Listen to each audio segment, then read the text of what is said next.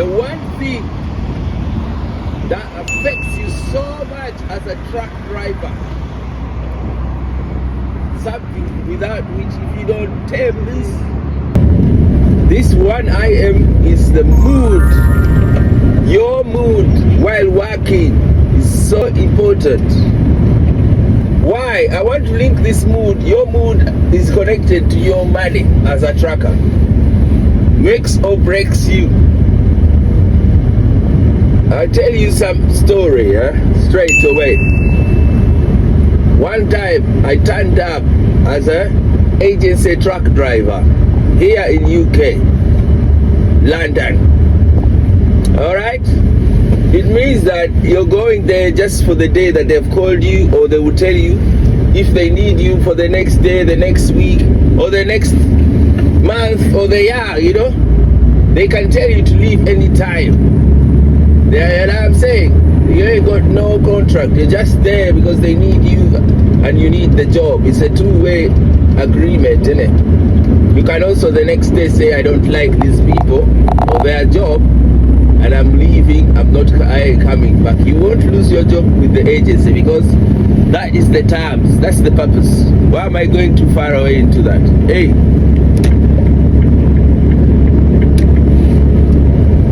I turn up, I got given certain keys for a certain lorry. Okay? This is the truck you're using. Boom. Fine. I personally am not any fussy person around trucks. Yeah? In the UK, that is the first thing you get used to. Many of us in the UK don't own our own trucks. That means when we go to drive, we share these lorries. If you're not driving that day, they'll give the lorry to another person. I'm off, I'm on holiday, they use your truck because, I mean, it's not yours. It's a company truck that they need to keep active if you're not there. Some people are lucky they don't share them, but mainly they do. I turn up, personally, I ain't fussy. That's what I'm trying to tell you. They give me a certain vehicle. I don't know this vehicle. I've been to this place a couple of times, so I even knew roughly these vehicles. So this was a good one. You know, halfway. Not the best, but not the worst ones. Yeah. I go in quickly, start to do my thing. First thing I find in there is a lot of rubbish. It happens. People just leave their empty packets of what, especially empty packets of cigarettes. You'll find tissues have been rubbed onto the mirror and then left there, or you know, empty can of soda, empty halfway drunk water. That day actually there's a lot of halfway drunk water. I threw it out and clear the place to start my shift, which is a normal process for me. When I go sharing truck, I first check whether I need to wipe things out or take out rubbish, especially taking out rubbish, things that you don't need for the day that someone left there. That's my first assignment ever. It just comes naturally. I get in, I start to do all of that. While I'm doing that, maybe around within 10 minutes, I see some guy has come rushing, driving so quickly, parks near me, and then he drives off. I'm thinking, now who's that? After a few minutes, he comes back, and then he tells me, hey, now this guy is a person who don't talk that much English. So we're halfway using sign language and English. So I work out that he's saying that this is his truck and he wants it. I tell him to go back where it's coming from. You get? I'm like, no man, I've been given this lorry. Yeah, go to the office, go get another one. This is what I'm using for the day. I didn't know what he's talking anyway, but I know what he meant. I know people like to sort of claim the trucks and yet they're not theirs. Okay, the guy comes, he goes back again. For me, I carry on with my stuff, unhooking it from the wrong trailer, and I'm going to go solo to go somewhere else to work, to pull trailers elsewhere.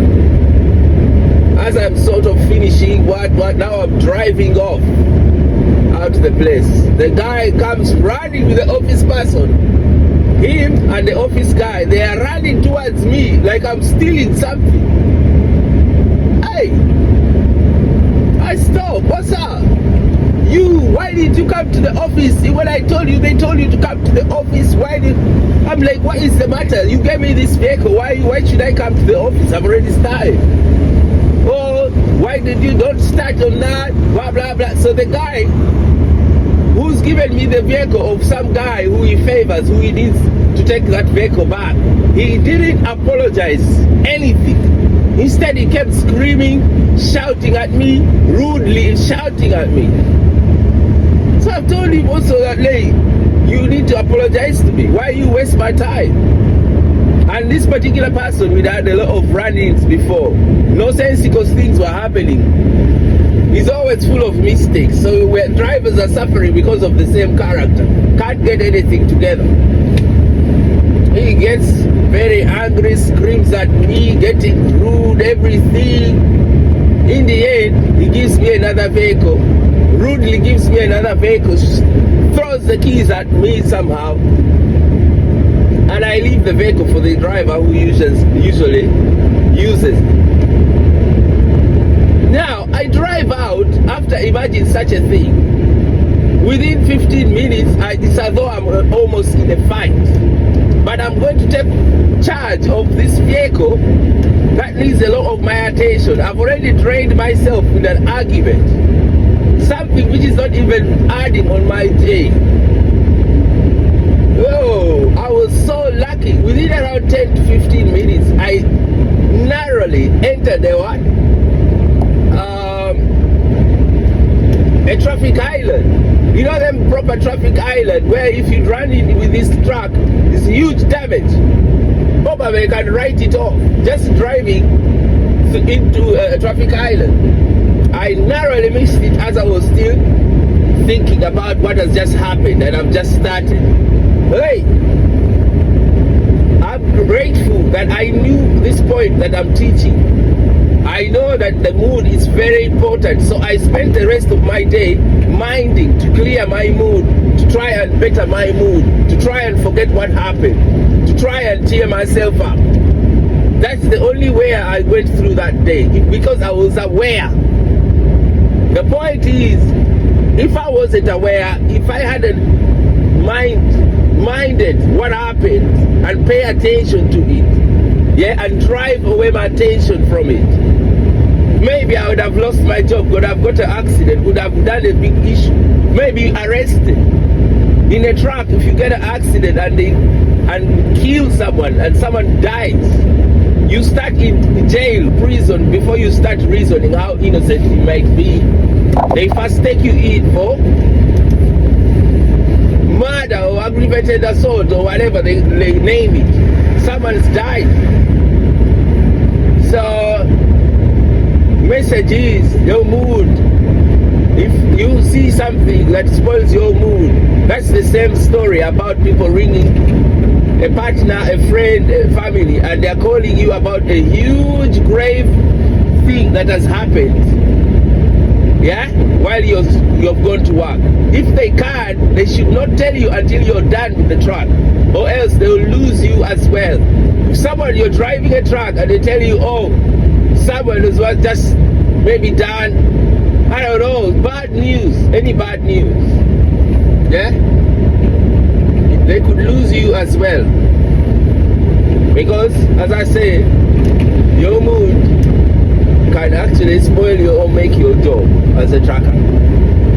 It means that if you know this idea, you have this clue in your head, you're always going to be avoiding moods. You get home and there's a bit of a thing that's spoiling your mood, you have to avoid.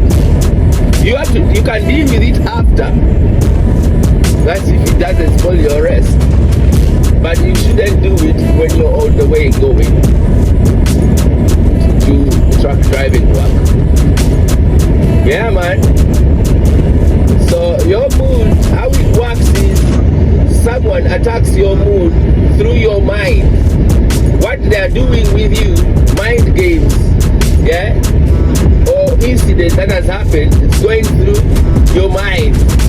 They are going to use their mouth, yeah, to enter in your mind, spoil your mood, which in the end will spoil your money.